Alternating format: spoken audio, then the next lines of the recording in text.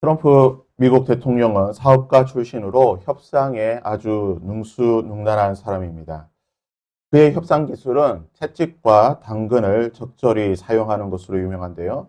우선 그는 협상을 할 때에 상대방에게 위협과 협박을 하게 됩니다. 채찍을 휘두르는 것이죠.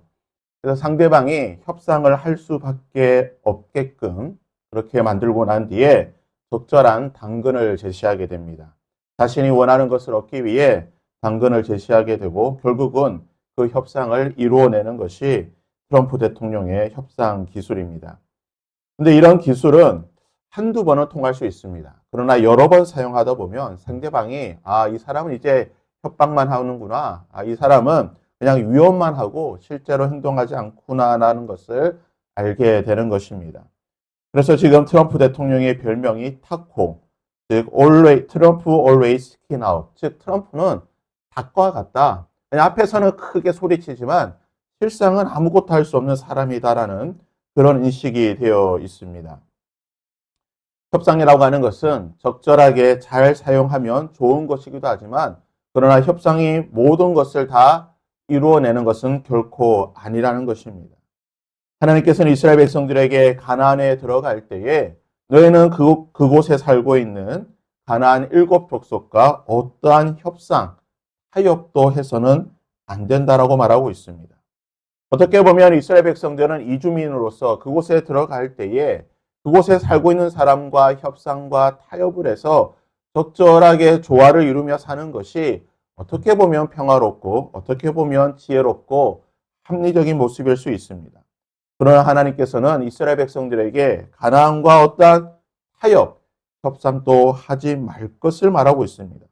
도리어 그들을 진멸하라, 그들을 죽이라, 그들의 모든 것을 파괴하라고 말씀하고 계십니다. 2절 말씀에 하나님께서 이스라엘 백성들에게 너희들은 가나안에 점령할 때에 이렇게 하라고 말씀하고 계십니다. 내 하나님 여호와께서 그들을 내게 넘겨 내게 치게 하시리니 그때에 너는 그들을 진멸할 것이라. 그들과 어떠한 언약도 하지 말 것이요 그들을 불쌍히 여기지 말라. 그들을 협상하지도 말고 타협하지도 말고 불쌍히 여기지도 말고 진멸하라. 이 진멸하다라고 하는 히브리어 말이 헤렘이라고 하는 말입니다. 그래서 소위 말하는 진멸명령, 헤렘명령이라고 하는 것인데요. 진멸명령은 너무나 단순한 명령입니다. 말 그대로 모든 것을 멸하는 것입니다. 생명이 있는 모든 것, 남녀노소 구분 없이 어떤 것도 살려주어서는 안 되고 모든 것을 죽이고 모든 것을 파괴하는 것입니다. 본문에 나오듯이 단 한 명이라도 살려주어서 언약을 맺어서는 안 되는 것입니다. 또 불쌍하다고 어린아이가 불쌍하고 여자가 불쌍하고 병든 자가 불쌍하기 때문에 살려주어서도 안 된다는 것입니다. 하나님께서는 가나안의 모든 것들을 진멸하라.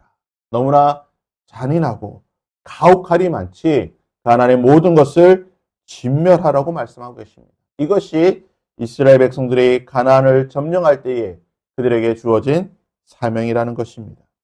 그렇다면 왜 하나님께서는 이렇게 진멸명령, 인간적인 관점에서 보면 너무나 잔인하고 가혹하고 무자비해 보이는 이런 명령을 사랑의 하나님께서, 은혜와 긍휼이 풍성하신 하나님께서 명령하신 것일까요?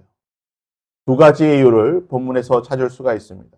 첫 번째 이유는 4절 말씀에 기록되어 있습니다.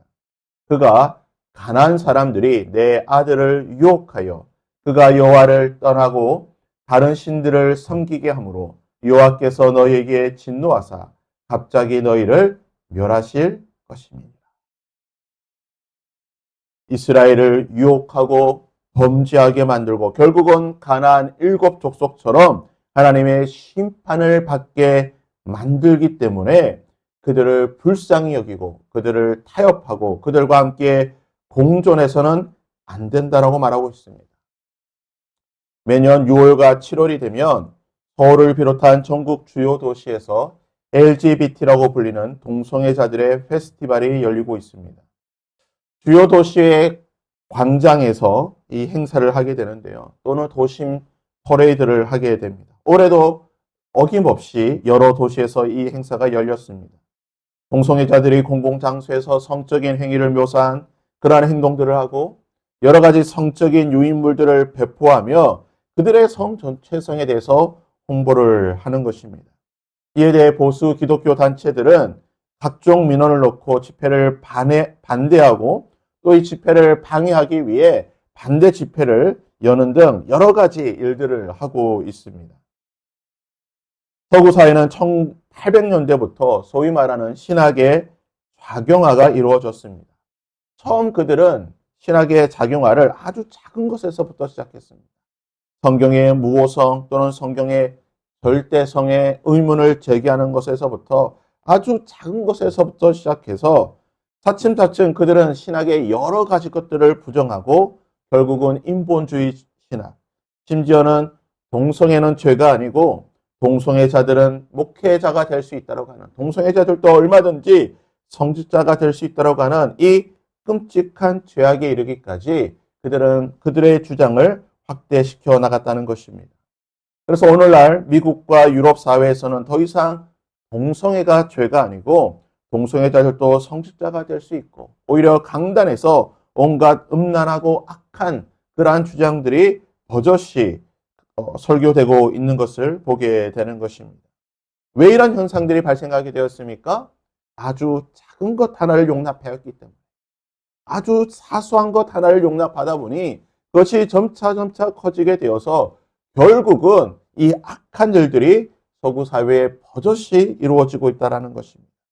마치 댐 하나가 무너지는 것이 큰 어떤 폭발에 인해서 무너지는 것이 아니라 작은 구멍 하나로 인하여서 큰 댐이 무너지듯이 아주 작은 것 하나 용납하다 보니 모든 것이 무너졌다는 것입니다. 이러한 모습들을 보았던 한국 교회는 어떠한 것도 용납하지 않고 이 모든 것들을 막기 위해 거룩한 방파제 운동을 하고 있는 것입니다.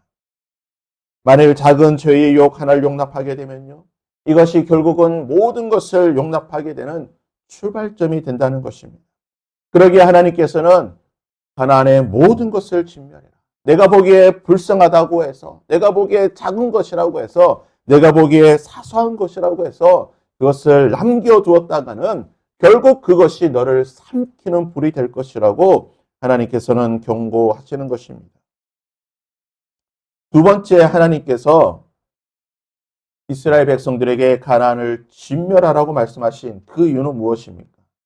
우리는 사랑의 하나님, 자비의 하나님, 긍휼의 하나님이라고 고백합니다. 그러나 우리가 고백하는 사랑과 자비가 풍성하신, 은혜가 풍성하신 하나님은 오직 그의 백성들에게, 그의 자녀들에게 사랑과 자비와 긍휼이 풍성하신 하나님이십니다. 우리는 이 사실을 기억해야 된다는 것입니다. 6절 말씀에 보면 이렇게 말하고 있습니다. 너는 여호와 내 하나님의 성민이라. 너를 자기 기업의 백성으로 택하셨나니. 그의 백성들에게 다만 너희를 사랑하심으로, 너를 사랑하시고. 무슨 말입니까? 하나님은 그의 백성들에게 사랑의 하나님이십니다. 하나님은 그의 백성들에게 은혜와 자비와 긍휼의 하나님이십니다. 그의 백성이 아닌 자들에게, 그의 백성이 아닌 자들에게는 10절 말씀에 그를 미워하는 자라고 성경은 말하고 있습니다. 우리는 우리의 하나님이 그의 백성들에게는 사랑과 자비와 긍휼이 풍성하신 하나님이시지만 죄를 지은 이 세상의 악한 자들에게는 심판과 저주의 하나님이시라는 것을 기억해야 된다는 것입니다. 그러기에 우리는 이 세상을 향하여 끊임없이 두 가지 복음을 선포해야 되는 것입니다. 이 세상이 그의 죄를 고백하고 회개하고 하나님께 돌아오게 되면 사랑과 자비가 풍성하신 하나님께서는 그들을 용서하여 주시고 그들에게 사랑의 하나님, 자비의 하나님, 긍휼의 하나님이 될 것이죠. 이 하나님의 사랑과 은혜를 거절하고 거부하고 계속해서 죄 가운데 먹고 마시게 된다라고 한다면 하나님은 그들에게 심판과 저주의 하나님이 될 것이라고 하는 이 두 가지의 복음을 우리는 전해야 한다는 것입니다. 가나안의 백성들은 하나님의 사랑과 하나님의 자비와 하나님의 은혜를 거절하는 죄와 사망과 죽음 가운데 먹고 마시는 자들이었기 때문에 하나님께서는 그들을 미워하신다라고 말씀하셨고 그들에게 심판과 저주가 있을 것이라고 하는 오직 진멸만 있을 것이라고 하나님께서 선포하셨다라는 것입니다.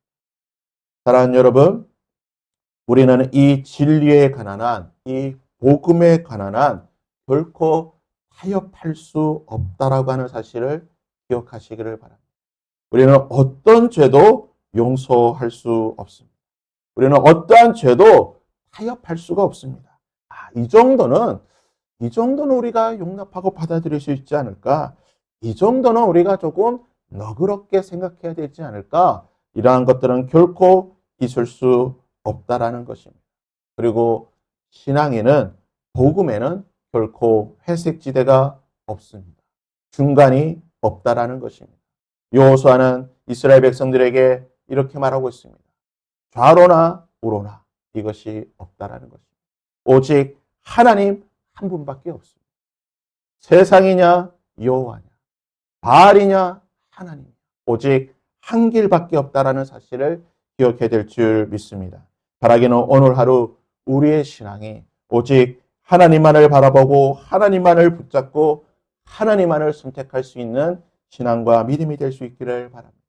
그리고 그 하나님께서 우리에게 사랑의 하나님, 자비의 하나님, 긍휼의 하나님이 될 수 있도록 우리는 오늘 또 하나님 앞에 거룩함과 정결함을 위해 그러한 마음을 구하며 나아갈 수 있어야 될 줄 믿습니다.